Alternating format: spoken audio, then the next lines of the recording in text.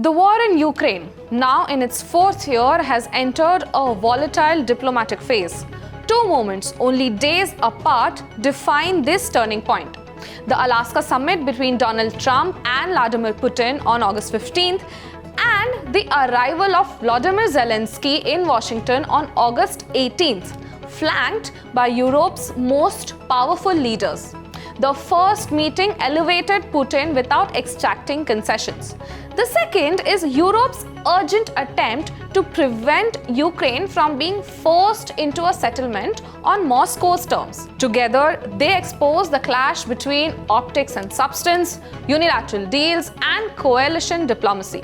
We will break these developments down in today's episode of TACXplained. The Alaska summit in Anchorage was the culmination of Trump's belief that his personal diplomacy could deliver the deal of the century. Eager to end what he called an endless war and frustrated with NATO's freeloading, Trump pressed for a direct meeting with Putin to sidestep bureaucracy and impose a breakthrough. But conditions favored Moscow. Trump came in weakened by his February Oval Office clash with Zelensky, which had strained US-Ukraine ties and rattled the NATO unity. With the 2026 midterm elections looming, Trump also sought a headline victory. Putin sensed this leverage. Meanwhile, European allies were excluded from the planning, relegated to spectators, while Washington and Moscow set the stage. Now, the summit staged at the joint base in Elmendorf-Richardson with red carpets and military flyovers looked imposing but produced little substance.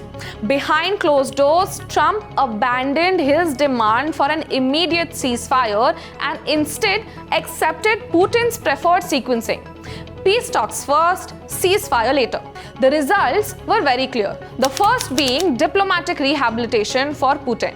Standing alongside an American president, Putin broke the isolation imposed since 2022 by Europe. Secondly, shift of concessions onto Ukraine. Trump has now implied that it was Kiev and not Moscow that must yield for peace. And lastly, the point of optics over substance. Trump hailed great progress, but Russia faced no new sanctions or penalties, and no concrete deal emerged out of this meeting. As one senior Russian insider put it, and I quote, "Putin gave Trump nothing, but still got everything he wanted." For Europe, this meeting was a strategic setback. It strengthened Moscow's hand and weakened Ukraine's. Now, 3 days later, Zelensky has now arrived in Washington with unprecedented backup.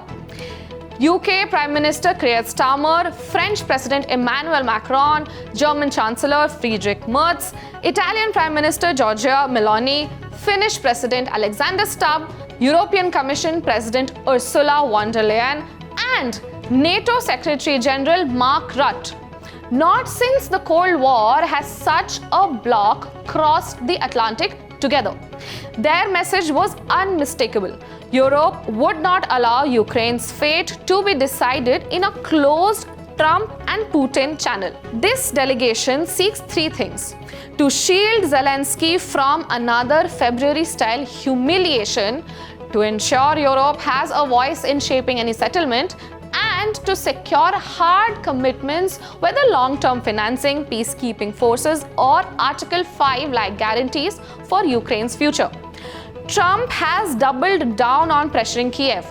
On Truth Social, he wrote that Zelensky can end the war almost immediately by renouncing NATO membership and accepting Russia's control of Crimea, while hinting at concessions in Donbas.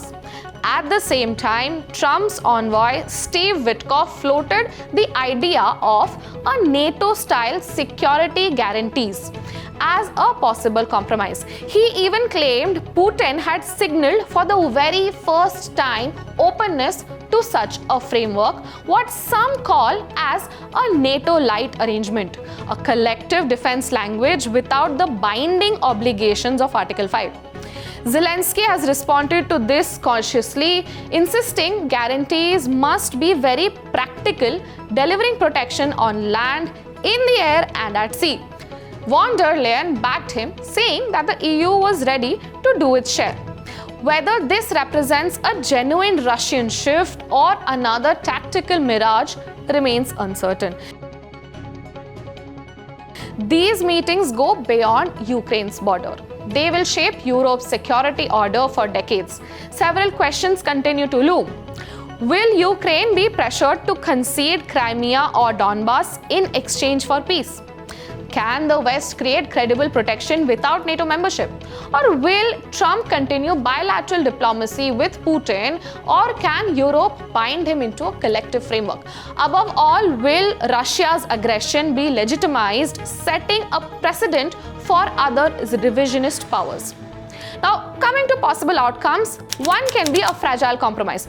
Ukraine concedes NATO membership, Crimea and parts of Donbas, but gains ambiguous Western guarantees. Fighting could end, but Moscow could retain leverage.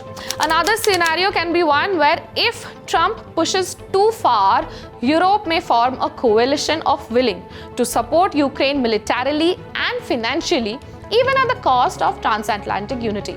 And finally, stalemate. Talks continue to stall, Russia keeps attacking, and Ukraine bleeds slowly while global fatigue deepens. At its heart, the struggle is about whether aggression is avoided or resisted. The answer to that question will determine not only Ukraine's survival, but the shape of the Western security order for the coming generation. That is all from us today. This is Garima, and you are watching the Asian Chronicle.